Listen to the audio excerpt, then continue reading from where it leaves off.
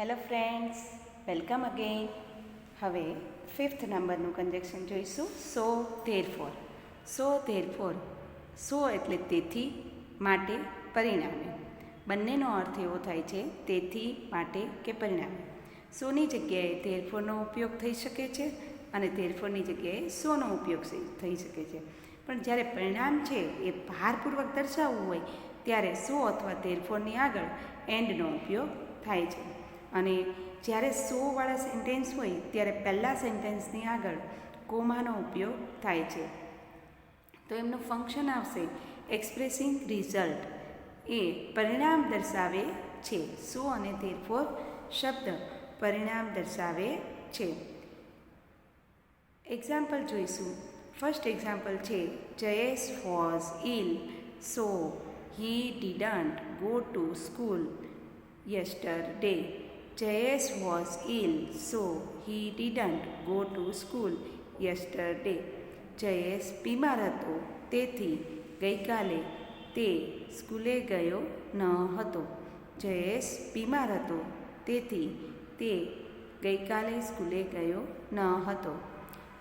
Second example, his car broke down એટલે ખોટકાઈ. તેની કાર ખોટકાઈ. Therefore he was late. તેથી અથવા તો પરિણામે તેની કાર ખોટકાઈ. પરિણામે હી વોઝ લેટ. તે મોડો હતો. Today is the festival of Uttarayan. Today is the festival of Uttarayan. So people are flying kites. આજે ઉત્તરાયણનો તહેવાર છે તેથી લોકો પતંગ ઉડાડી રહ્યા છે. આજે ઉત્તરાયણનો તહેવાર છે એટલે લોકો પતંગ ઉડાડી રહ્યા છે. તો સો અને ધેરફોર માટે એક્સપ્રેસિંગ રિઝલ્ટ. સો અને ધેરફોર માટે એક્સપ્રેસિંગ રિઝલ્ટ. હવે 6 નંબર તો 6 નંબરમાં છે ઓર અથવા આઈધર ઓર નોર નાઈધર નોર. બધા માટે એક જોઈએ ને તો કે આ અથવા તે, આ નહીં ને તે નહીં, બે જ્યારે વિકલ્પ હોય અને એમાંથી એક વિકલ્પની પસંદગી કરવી હોય ત્યારે ઓરનો ઉપયોગ થાય છે. એટલે કે ઓર એટલે અથવા. બે વિકલ્પોમાંથી કોઈ એક વિકલ્પની પસંદગી દર્શાવી હોય ત્યારે ઓરનો ઉપયોગ થાય છે. એટલે કે એક અથવા બીજું. તો expressing an alternative. Either or એટલે એમ થાય કાં તો અથવા. ત્યારે વાક્યમાં બે કરતાં કર્મ કે ક્રિયાનો વિકલ્પ દર્શાવવાનો હોય આઈધર ઓર, અને આ જોડીમાં જ આઈધર અને ઓર બંને સાથે જ વપરાય છે. તો એમનું પણ ફંક્શન થશે expressing an alternative. Expressing an alternative. Nor માટે નેગેટિવ અલ્ટરનેટિવ થશે. નોર ઇન્ફેસ યાની કે આય નહીં ને પહેલું નહીં, એના માટે ભાર જ્યારે નકારાત્મક ભાર આપવાનો હોય ત્યારે ઇન્ફેસ દર્શાવવામાં આવે છે. એટલે આપણે અલગથી એને સમજશું નોર નાઈધર નોરને. અહીંયા માત્ર ઓર અને આઈધર ઓર માટે એક્સપ્રેસિંગ એન અલ્ટરનેટિવ. એના એક્ઝામ્પલ જોઈએ. બે ઓરના જોઈશું અને બે આઈધર ઓરના જોઈશું. You can come by train or by bus. તમે ટ્રેનમાં આવો અથવા બસ દ્વારા આવી શકો છો. અને keep quiet or leave the classroom. શાંતિ રાખો અથવા ક્લાસરૂમ છોડી દો. You can buy either apples or banana. તમે સફરજન અથવા કેળા ખરીદી શકો છો. Either Jigar or Yatin will attend the meeting. Jigar અથવા યતિન, કાં તો જીગર અથવા યતિન મીટિંગમાં હાજર રહેશે. કાં તો જીગર અથવા યતિન મીટિંગમાં હાજર રહેશે. તો આ રીતે જ્યારે બે વિકલ્પમાંથી એક વિકલ્પની પસંદગી કરવી હોય ત્યારે ઓર અથવા આઈધર ઓરનો ઉપયોગ થાય છે. અને એમનું ફંક્શન છે expressing an alternative. Expressing an alternative. ત્યાર પછીનું કન્જક્શન આપણે જોઈશું નાઈધર નોર અને નાઈધર નોર. નાઈધર નોર છે એટલે કે બેમાંથી એકેય નહીં. નથી કે નથી તો, ન તો કે ન તો. એટલે નાઈધર નોર છે ને એ નકારાત્મક વિકલ્પ દર્શાવે છે કે બેમાંથી એકય નહીં. એટલા માટે એમનું એક્સપ્રેસિંગ ફંક્શન છે એ એક્સપ્રેસિંગ અ નેગેટિવ અલ્ટરનેટિવ થાય. અને નોરનો અર્થ કે ન તો અથવા બેમાંથી એકય નહીં એવો થાય છે જ્યારે બીજા કથન પર ભાર એટલે કે ઇમ્ફેસિસ મૂકવા માટે નોરનો ઉપયોગ થાય છે. બીજા વાક્ય ઉપર પણ ભાર મૂકવો હોય, જેમ કે એમ કહીએ ને કે તું પ્રામાણિકય નથી અને નિષ્ઠાવાનય નથી. જા, તો બીજું જે નિષ્ઠાવાન છે એ નથી, એના ઉપર નિષ્ઠાવાનય નથી, તો એના માટે નોર ઉપર ભાર, બીજા વાક્ય ઉપર ભાર મુકાય છે. અને નોર જ્યારે વપરાય ત્યારે નોરની સાથે જે પણ બીજા સેન્ટેન્સનું ક્રિયાપદ હોય એ સાથે વપરાય છે. તો એના માટે ફંક્શન છે એક્સપ્રેસિંગ ઇમ્ફેટિક નેગેટિવ અલ્ટરનેટિવ. અને જ્યારે આ બધા ના આપ્યા હોય તો એક્સપ્રેસિંગ અલ્ટરનેટિવ આપેલું હોય તો પણ સાચું જ પડે છે. એક્સપ્રેસિંગ અલ્ટરનેટિવમાં પણ નાઇધર નોર, આઇધર નોર, ઓરનો ઉપયોગ થાય છે. હવે એક્ઝામ્પલ જોઈશું. He is not sincere nor is he honest. ન તો તે નિષ્ઠાવાન છે, ન તો પ્રામાણિક. ન તો તે નિષ્ઠાવાન છે, ન તો તે પ્રામાણિક. He doesn't call me nor do his parents.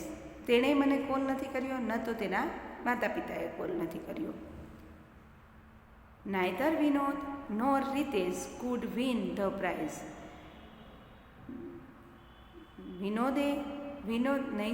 ન તો વિનોદ અને ન તો રીતેશ ઇનામ જીત્યા નથી. વિનોદ અને રીતેશ બેમાંથી એકેય ઇનામ જીત્યા નથી. His kitchen is neither spacious nor ventilated. તેનું રસોડું સ્પેશિયસ એટલે જગ્યાવાળું, ન તો ખુલ્લું અને ન તો હવા ઉજાસવાળું હતું. એટલે બંનેમાં એનું રસોડું છે ન તો ખુલ્લું ને ન તો હવા ઉજાસવાળું ન હતું. તો આ રીતે નાઇધર નોર માટે એક્સપ્રેસિંગ નેગેટિવ અલ્ટરનેટિવ અને નોર માટે એક્સપ્રેસિંગ ઇમ્ફેટિક નેગેટિવ અલ્ટરનેટિવ. ત્યાર પછીનો શબ્દ છે so that. So that. So that એટલે કે જેથી. સો ધેટ એટલે કે જેથી. જ્યારે બે વાક્યો વચ્ચે જ્યારે કોઈ હેતુનો અર્થ સમાયેલો હોય ત્યારે બે વાક્યોને જોડવા માટે સો ધેટનો ઉપયોગ થાય છે. એટલે કે ફંક્શન એનું આવશે હેતુ એટલે પર્પઝ, એક્સપ્રેસિંગ અ પર્પઝ. એક્ઝામ્પલ આપણે જોઈએ તો work hard so that, work hard so that you may succeed. મહેનત કરશો, સખત મહેનત કરશો કે જેથી તમને સફળતા મળી શકે છે. Please speak a little bit loud. મહેરબાની કરીને થોડુંક જોરથી બોલો કે જેથી આઈ કેન હિયર યુ, કે જેથી હું તમને સાંભળી શકું. We put vegetables in the fridge so that they may stay fresh. આપણે વેજીટેબલને ફ્રીઝમાં મૂકીએ છીએ તેથી તે ફ્રેશ રહે. તો આ રીતે કંજક્શન 8 સો ધેટ એટલે એક્સપ્રેસિંગ અ પર્પઝ. ત્યાર પછી 9 નંબરમાં છે ધો અલ્ધો. ધો અલ્ધો. ધો અને અલ્ધોનો અર્થ થાય છે જો કે તેમ છતાં પણ. જો કે તેમ છતાં પણ એવો અર્થ થાય છે. આ શબ્દ ક્રિયાનો વિરોધ દર્શાવે છે. આની આગળ આપણે બટ શબ્દ એવો હતો કે જે બે વાક્ય વચ્ચે વિરોધ દર્શાવતા હતા. ધો અને અલ્ધોથી શરૂ થતા ઉપવાક્યના અંતે અલ્પવિરામ મૂકવામાં આવે છે. બે વાક્યોને જ્યારે ધો અને અલ્ધો વડે જોડવામાં આવે ત્યારે વાક્યની અંદર આવતા શબ્દ ઇવન, ધેન, હાવેવર જેવા શબ્દો રદ થાય છે, નીકળી જાય છે. આથી અહીંયા પણ ધો અને અલ્ધો માટે એનું ફંક્શન થશે એક્સપ્રેસિંગ કોન્ટ્રાસ્ટ. Expressing contrast. તો બટ માટે આવ્યું હતું, ધો અલ્ધો માટે આવ્યું હતું અને હજી એક શબ્દ માટે કોન્ટ્રાસ્ટ આવશે. તો અહીંયા આપણે એક્ઝામ્પલ જોઈશું. એક્ઝામ્પલમાં ફર્સ્ટ, ધો my neighbour is poor he leaves happily. જો કે મારા પડોશી ગરીબ છે છતાં પણ તેઓ ખુશીથી જીવે છે. Although they were tired they went on walking. જો કે તેઓ થાકી ગયા હતા, છતાં પણ તેઓએ ચાલવાનું ચાલુ રાખ્યું. તેઓ ચાલવા ગયા. Though she has failed the examination, she looks cheerful. Though she has failed the examination, she looks cheerful. જો કે તેણી પરીક્ષામાં ફેલ થઈ હતી, છતાં પણ તે પ્રફુલ્લિત અથવા તો આનંદિત દેખાઈ રહી હતી. છતાં પણ તે આનંદિત દેખાઈ રહી હતી. એટલે ધો અલ્ધો આવે તો ફંક્શન શું આવશે? Expressing contrast. Expressing contrast. હવે 10 નંબરનું ફંક્શન જોઈશું. એટ. એટ એટલે તો પણ. એટ એટલે તો પણ. એટ એટલે પણ, એ પણ વિરોધ ભાવ દર્શાવે છે. મુખ્ય વાક્યના અંતે અલ્પવિરામ મુકાય છે અને જ્યારે બે વાક્યને એટ વડે જોડવામાં આવે ત્યારે હાવેવર શબ્દ નીકળી જાય છે. તો એમનું ફંક્શન પણ એક જ થશે, એક્સપ્રેસિંગ કોન્ટ્રાસ્ટ. Expressing contrast. તો એક્ઝામ્પલ છે, he was very busy. He was very busy at he spare some time for me. તે ખૂબ વ્યસ્ત હતા, તો પણ તેણે મારા માટે થોડોક સમય ફાળવ્યો. સ્પેર્ડ એટલે આપ્યો. 26 January was a public holiday and we had to go to school. 26મી જાન્યુઆરી એ જાહેર રજા હતી, તો પણ અમારે સ્કૂલે જવાનું હતું. અમે સ્કૂલે ગયા હતા. અમારે સ્કૂલે જવાનું હતું. The shirt was very expensive yet I purchased it. આ શર્ટ ખૂબ મોંઘો હતો, તો પણ મેં તેને ખરીદ્યો. હવે બધા જ કન્જક્શનને ટૂંકમાં જોઈશું.